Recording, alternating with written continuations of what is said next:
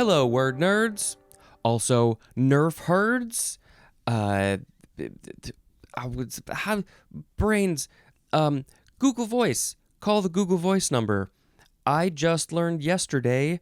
That was August 7th. Today is August 8th. 7:08 a.m. I have to put this off of Do Not Disturb. I just learned that somebody named Jacob sent me a voicemail, called the Google Voice number and left me a voicemail like a year and a half ago, and I didn't even know because of the notification system is weird on Google Voice. And so probably by the time this episode is airing, you will already have heard this voicemail. I'm going to try and get it up pretty soon. But so he suggested other things that rhyme with word nerd could be Nerf herd. And some of you might recognize that reference. So hello, Nerf herd word nerds. All right. Hey, everybody, let's talk about these words. This is the 8 section. Most of these episodes are related to the number 8. The first word is the number 8. E-I-G-H-T. What a funny way to spell this word. It is a noun from before the 12th century. Number 1 just says to see the number table. So go look at the beautiful number 8 in the number table that looks like a sideways infinity symbol. Number 2, the 8 in, the 8th, there's an H at the end there, the 8th in a set or series, as in the 8 of spades. There's a whole bunch of spades in the cards, and the 8th one is 8. I just saw that Neil deGrasse Tyson was talking about how many ways that you can shuffle a deck of cards. It was like if a trillion people shuffle them a trillion times in a trillion universes, something over and over. It's like so many, then like, and then you shuffle it once more, then you might have a chance at matching one of those. Like that's how many. The number is so high of how many ways that a deck of cards can be shuffled. That's insane. Would it be 52 times 51 times 50 times over and over again until you get to 1? That's a big number. We're talking about just the number 8. 3. Something having 8 units or members, as 3A, an 8-oared racing boat or its crew. So I guess you just call the boat or the crew 8? I never did any racing of any kind, especially not in a boat. So I guess they just call that 8, because there's 8 oars, 8 people, 1 on each oar maybe, so they go faster. 3B, an 8-cylinder engine or automobile. I guess you just call it 8. I got an 8 engine. I think that they might use something. Do they say other words there? 8 is also an adjective, and 8 is, what is this saying? Is the pronoun plural? I don't know what that means. The etymology says this is from, Old English, yata, akin to the Old High German Otto, A-H-T-O, which means 8. And then the Latin octo, and then the Greek octo. So, of course, if you see O-C-T-O at the beginning of a thing, that means 8. Octagon, it's an 8-sided, shapy thing. 8. 8's a good number. I don't have anything else to say about 8 other than you take an infinity symbol and rotate it 90 degrees. You got 8, or vice versa. Take an 8, rotate it, rotate the 8, and you get infinity. I could make a sound effect that's 8 things, but I'm just gonna go. I'm gonna go. Whoosh. I'm cutting the thing. Okay. Next is 8 ball. 2 words. Noun from 1932. 1. A black pool ball, numbered 8. I guess that they decided on the 8 to be the black one because there's 15 balls on the pool billiards table, and you put them in the triangle, and they need half the numbers to be to be stripes and half them to be solids, but then there's one left over. It's the tiebreaker, kind of. And the 8 is the one that's in the center? Well, would it be 1, 2, 3, 4, 5, 6, 7? No. I mean, why the 8? There must be a reason. Maybe I'll put some information in the show notes of why they picked the 8 ball to be the black one. Is it because in 9? Not, but why? I don't know. I don't know why it's the 8. There must be some reason that I can't think of. It's probably super obvious. Number 2 for 8 ball is misfit. The synonym is misfit. I don't know if I've heard that one before. Is the 8 ball the misfit because it's the odd one out, the odd ball out? It is a solid, but no other ones are black. Interesting. Should we quickly say in pool, if you're playing sort of your typical standard solids and stripes pool, if you get the 8 ball in before the rest of your balls, then you lose. That's the way to play the game. There's a lot of ways to play the game. There's other ones that don't care about the number or the color or anything. I wonder how hard it is. Nah, colorblind people, unless there's a version of pool that has to do with colors and not solids and stripes, then I think colorblind people might be okay. But I don't know if there's a colored version, a game in billiards that deals with the colors specifically. Behind the 8 ball is a phrase. That means in a highly disadvantageous position. Highly disadvantageous position. You do not want to be behind the 8 ball. Okay, well, what does exactly that mean? What exactly does that mean? Because it comes from pool. So if you're behind the 8 ball in pool, does that mean like, oh, the cue ball is right behind the 8 ball and you don't want to hit the 8 ball in any way? So that's a disadvantageous position. Is that how we're supposed to think about this? Must be. You don't want the cue ball unless you're ready to hit the 8 ball. You've gotten all your stripes in, and you're ready to go. I don't know. Whoosh. Next is 18. Noun from before the 12th century. See the number table. Just go there. Don't be hanging out over here in the 18 section. Go look at the number table. 18 is also an adjective. And then again, it gives this whole pronoun, plural, and construction thing. Don't know what that means. And then 18th with a th is an adjective or a noun. The 18th in a series of things. Yes, the teen comes from the Old English tien, which means 10. It's 8 plus 10, 18. Whoopsh. Next is 18-wheeler. You can spell it with a 1-8, and then a hyphen or a dash or a whatever, and then a wheeler, or you can spell out the word 18 with the letters, not the numbers. It does show both here. The first one is with the numbers. It's kind of a weird section because when you get to a number in the dictionary, some of them will literally show the numbers, but they're still in alphabetical order. 18-wheeler is a noun from 1934, a trucking rig consisting of a tractor and a trailer and typically having 18 wheels. So the front part, this would be, I guess you could call it the tractor or the cab. That usually has probably, 1, 2, 3, 4, 5, 6 wheels maybe. 4 to 6 maybe, something like that. And then they hook up a big old trailer to the back of it. And, these are your standard trucks. See them on the highway all the time.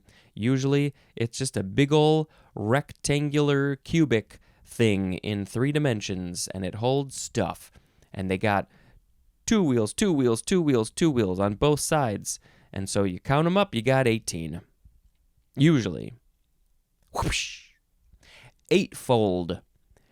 8, you can emphasize either syllable, eightfold or eightfold. Adjective from before the 12th century. 1, having 8 units or members. You're not folding anything. You got eight of a thing, eightfold. 2, being 8 times as great or as many, as in an eightfold increase. An eightfold is an adverb. This one seems kind of weird to be in here at all. I mean, you can add any number to the before the word fold, twofold, threefold, four. Are they all going to be in here? How high are we going to go? Tenfold? Where does that end? I guess maybe number 1, having 8 units or members is a common enough phrase in a situation, maybe with the rowers, but it just seems odd to have 8 times as great or as many, eightfold increase. You multiply something by 8, it's 8 times more. We'll be seeing 4 in the next season. So let's just do a quick look at that to see, are we going to see fourfold? Probably. If you got eightfold in here, you got to put fourfold. Fourfold is more common than eightfold, I think. What are you doing to me, book? Let's see. Yep, we got fourfold. So let's see, how many folds are we going to get in this dictionary? Whoosh. Next is eightfold way. 2 words, noun from 1961. So this is a whole other thing. What do we got going on here? It is a unified theoretical scheme for classifying the relationship among strongly interacting elementary particles on the basis of isospin, and hypercharge. Yeah, it must be isospin and hypercharge. And I don't understand what any of this is. Something elementary particles, so maybe this is like, chemistry and atoms and nucleuses and those things. Eightfold way. Let's put a link in the show notes for eightfold way. Whoosh. Eighth is next. EIGH eighth. TH. Not T-eighth, TH. Noun from 1557. Number 1, go see the number table. Just skip all this and go there.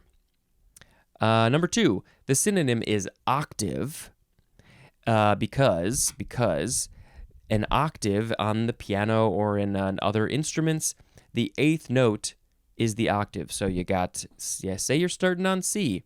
Ba, ba, ba, ba, ba, ba, ba, ba, ba, ba. If you don't know music, it might be a little bit confusing.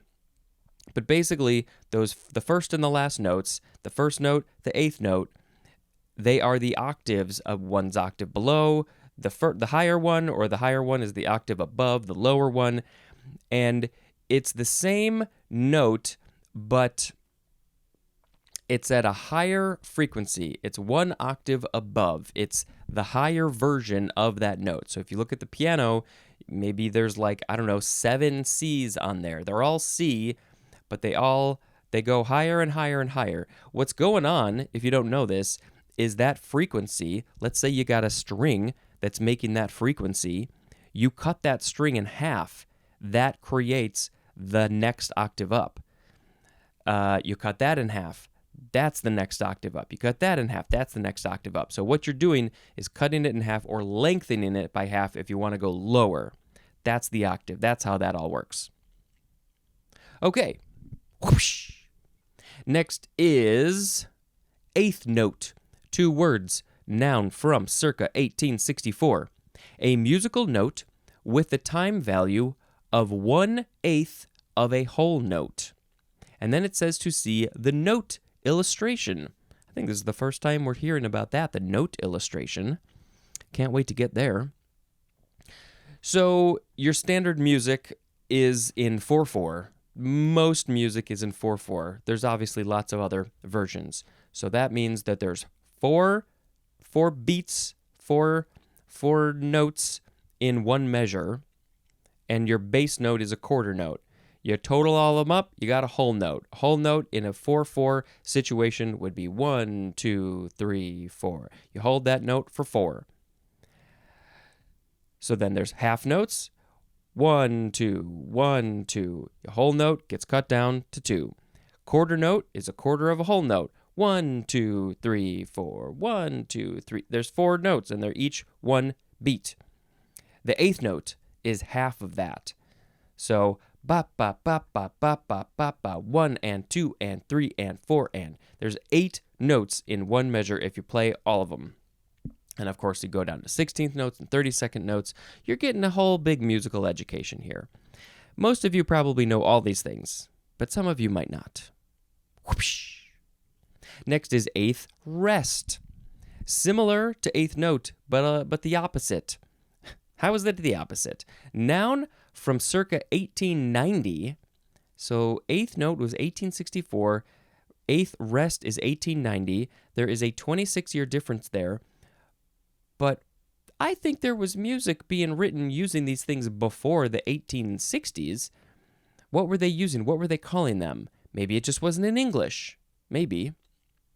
Okay, an eighth note is a musical rest corresponding in time value to an eighth note. No, a musical rest corresponding in time value to an eighth note. So it's the same amount of time that an eighth rest takes up, but instead of playing a note, you're not playing a note. It's the opposite. You're resting for 1/8 of a measure. So instead of, let's see, if all eighth notes in one measure is dot, dot, dot, dot, dot, dot, dot, dot. There's 8 of them. But if you rested every other one, it would be da, da, da, da. There's a rest. There's a whole bunch of rests. You need to know about these when you're playing the music. It's very important stuff. Whoosh. Next is 800 number. And it shows 800, the numbers. 800, next word, number. I guess some people say 800. It shows a different pronunciation there. 800. I say 800. Okay, noun from 1971. A toll-free telephone number for long-distance calls that is prefixed by the number 800. Call us now, 1-800-422-3819.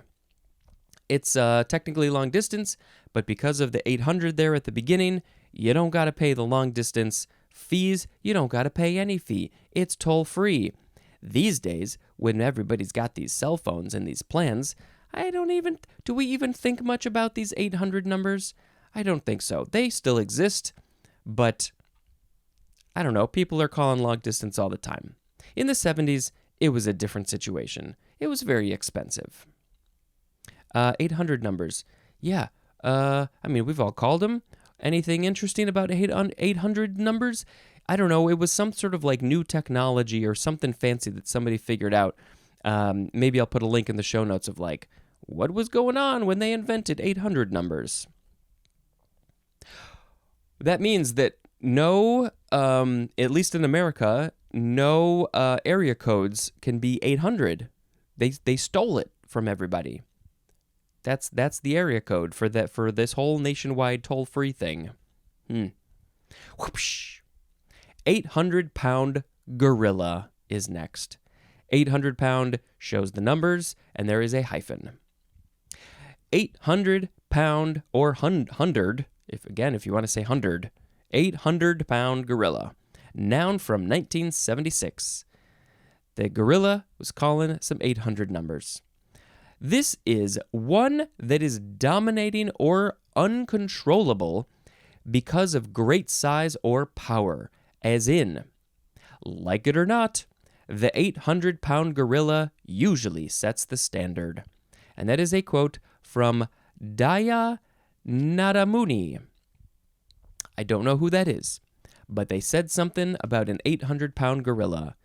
And the reason I think that we're using this phrase here is because if an 800-pound gorilla wants their way, they are going to get their way. If they are up against a human, the human is going to lose. So whatever the 800-pound gorilla wants, you give it to them. They are dominating and uncontrollable because of their size and power.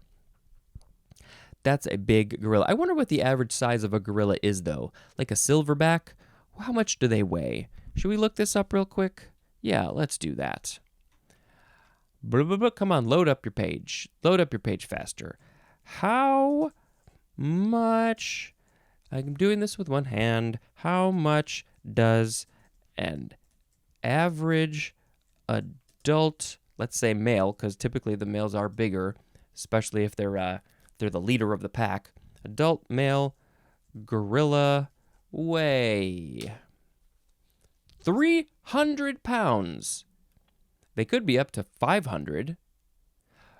So an 800-pound gorilla is quite a large gorilla, if you ask me. Whoosh. Next is 8-penny nail. This is 2 words. 8-penny is 1 word, and then nail, N-A-I-L. Noun from the 15th century. This is a nail typically 2.5 inches long, which is 6.35 centimeters. So 2.5 inches. That's about that length, give or take. 6.35 centimeters. The reason we call it an 8-penny nail is because of its original price per 100. So, I mean, I guess that was 8 pennies out of 100 pennies would be $1 if we're talking about dollars. I don't know if we're talking about dollars or something else, probably, maybe. Why wouldn't you update the name of this? Could you not come up with a better name for this nail than the original cost from how many years ago? The 15th century? Is that when this was costing 8 pennies? 8 pennies? 8 pennies in the 18th or the 15th century seems pretty expensive, actually. I feel like maybe in the 18 or 1900s, maybe the early 1900s, you could get a penny for, or get a nail for 8 pennies. They're not expensive. Those things are cheap. That's interesting. 2.5 inches. It's just a nail. It's an 8-penny nail. Whoosh. Maybe this would be great if you stack up 8 pennies. Is it 2.5 inches? It's definitely not. It's probably like an inch. Whoosh. 80 is next. Noun from before the 12th century. We just took the word 8 and added a Y. Number 1 says, see the number table. Yet again. Go there. You can't go there yet. Not when this is airing live. You're going to have to wait many years. 2 is plural. The numbers 80 to 89, those are the 80s.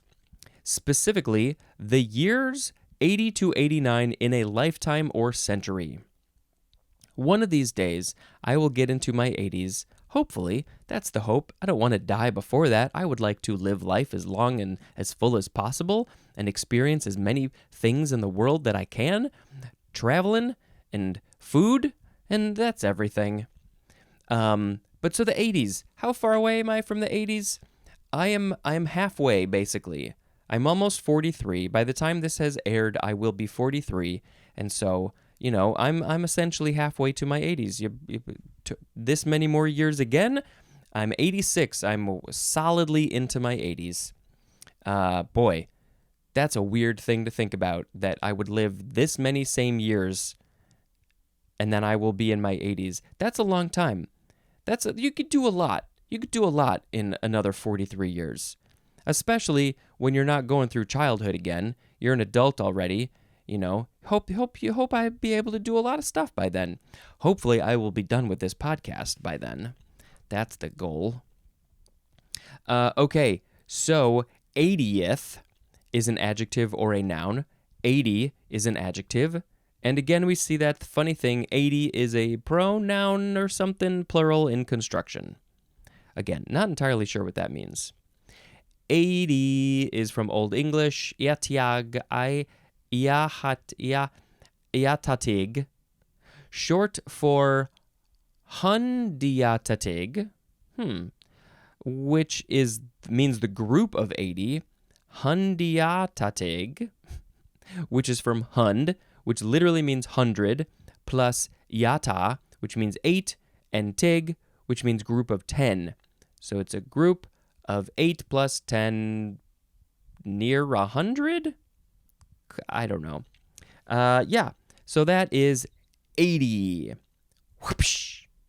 Next is 86. The first version is with all the letters. There's 2 words with a hyphen, 80-6, or you can spell it with the numbers 86.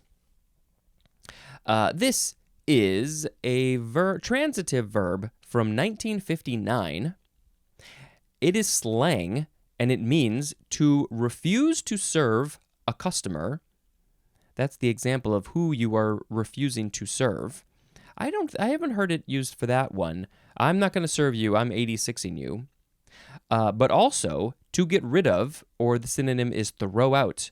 We're getting rid of that thing, tossing it out. We would like to physically toss out the customer. I do know also in restaurants, still in the restaurant world, when you don't have something, when you've run out of a meal, you got to 86 it. Don't tell the people that we have it. In fact, you might want to tell the people you don't have it, because so they don't look on the menu and try to order it. Okay, so I was curious about this etymology. Where does this come from? Why do we say this? Well, it's probably rhyming slang for the word nix, N-I-X, that looks like it's the third form of nix. So 86, nix it. So that's, if you don't know the word nix, you're nixing a thing, you're getting rid of it, you're throwing it out, nix it. 86. So does that mean that this comes from like the Cockney rhyming slang? Maybe it does. Maybe it does. I don't know about that. That's one of those that just got into our American English vernacular, and we never looked back. We're very excited to have it with us. By the way, my sound effect is whoosh. It's cutting away a thing. You're 86 in it. Whoosh. That was the last 8 word. Now we have einkorn. E-I-N-K-O-R-N. A short little E-I-N section here. Noun from circa 1901. An ancient wheat having 1-grained spikelets and grown especially formerly in poor soils in Central and Southern Europe and Southwest Asia. The species name is Triticum monococcum, something like that. Einkorn. It's not a corn, though. It's a wheat, an ancient wheat. Do we still grow it? I don't know. But the etymology says it is from, Old High German, ein, which means one. One, it's a 1-grained spikelet. That's where the 1 comes from. And then also corn, the German word corn with a K, which means grain. So it got a little confusing. So you gotta remember that in German, I guess corn just doesn't literally mean corn like we think of it here in America, the corn on the cob that you eat. It just means grain. It's a more all-encompassing word. And then, let's see, grain, and there's more at the words one and corn. So that makes sense. Einkorn, old wheat. Whoopsh. Next is Einsteinium. Yeah, this is an interesting word. So it starts with the word Einstein, E-I-N-S-T-E-I-N, and then I-U-M, the suffix I-U-M at the end, Einsteinium. Noun from 1955. A radioactive element produced artificially, and it says to see the element table. And I don't remember what number this is, but it's up high in the periodic table numbers. Because it's produced artificially. Like, hey, can we do this? Can we put all these numbers of things together? Yes, we can. It existed for 5 seconds. Let's call it Einsteinium. Now, it is named after Albert Einstein, but I don't know why. Maybe I should put a link in the show notes. He probably wasn't the one who made this happen. In 1955, I don't remember when he passed away. Probably around there, maybe. Let's see. When did Einstein kick the bucket? Oh, April 18th, 1955. So maybe he had just passed away when they made this stuff. And so they're like, we should name it after this guy who has done a lot of good for science. Okay. Whoopsh. Next is, how do you say this? Irenic? It's probably Irenic. Eirenic. It is the chiefly British variation of Irenic, spelled with just an I at the beginning, so we took off the E. Irenic. Not entirely sure what that word is. Whoosh. I think we're on our last word. Yes, we are. It is eisegesis. Eisegesis. I see Jesus over there. Eisegesis. You can also say, what is the difference in, we got, so you're either emphasizing the G, eisegesis, or you're emphasizing the first syllable, eisegesis. Eisegesis? Eisegesis. E-I-S. E-G-E-S-I-S. Noun. From 1892. The interpretation of a text, as of the Bible, by reading into it one's own ideas. By reading into it one's own ideas. Okay. Compare to exegesis. Okay, so this is from the Greek word eis, E-I-S, which means into. So you're putting into it your own ideas. It is akin to the Greek word en, which means in, plus the English word exegesis, and there's more at the word in. So, the interpretation of a text like the Bible by reading into it one's own ideas. How does that work exactly? Is there an example that we can find of what that would be like? What are your own ideas that you're putting into the Bible exactly? I mean, aren't you kind of doing that with anything that you interpret? Any movie, book, text, anything? You're viewing it through your own lens and your own self. Interesting. And I feel like it's a coincidence that the word Jesus is not literally in there, but it sounds like it is. And it seems like the most common example of when people do this eisegesis is when they're interpreting the Bible. Obviously, you can do it with anything, but maybe that's a common way, a common text that people use. Interesting. I don't know about this one. I don't know about it. Never heard of it. Okay, real quick. Reread the words and pick a word of the episode. We had 8 ball, 18, 18-wheeler, eightfold, eightfold way, eighth note, eighth rest, 800 number, 800-pound gorilla, 8-penny nail, 80, 86. Oh, by the way, I will be 86 when I am double this age. 86. Einkorn, Einsteinium, Irenic, and eisegesis. Okay, what do we want to pick? All these are great. 8 ball, 8, 18, literally every single one of them. But I think I'm just going to pick 800-pound gorilla because it's a fun image. Has there ever been a gorilla 800 pounds? I mean, back in the day, a lot of animals were bigger, all these thousands and thousands of years ago. So yeah, there probably was a gorilla that was 800 pounds, but that would be a scary image unless they're very nice. 800-pound gorilla. I am an 800-pound gorilla. I'm singing a song because I'm an 800-pound gorilla. It's a very long phrase to say, 800-pound gorilla. This isn't a song about an 800-pound gorilla. 800-pound gorilla. Stay away from the 800-pound gorilla. They're gonna just do what they do and you can't stop them. Sure. Why not? Why not that? My phone was charging down there because for some reason it did not charge in the middle of the night. Oh, I think I need a new phone. This is getting to be a problem. Let's see. What is another movie that we watched? And what was the last movie that I mentioned? I think I mentioned Laura, Tiger Within. Let's see. This was from just a few years ago. Ed Asner is kind of the big star of the movie. He is there with a teenage girl who's trying to figure out her life, and she doesn't really know a lot about the world, and he's sort of teaching her. And it's a very sort of like low budget independent movie. But yeah, he did a great job playing a Holocaust survivor, and we were particularly interested in seeing this movie because my wife and I are helping to produce. Somehow this fell in our laps. If you haven't heard me say this before, I will say it to you now.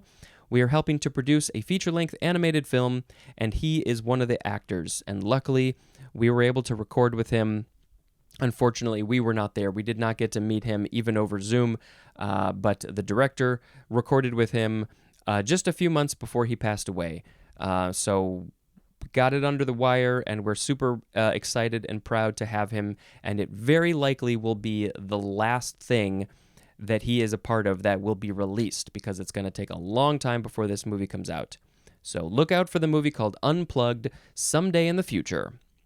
Okay, that's the end of this episode. Thank you very much for listening, and until next time, this is Spencer dispensing information clearly. Goodbye.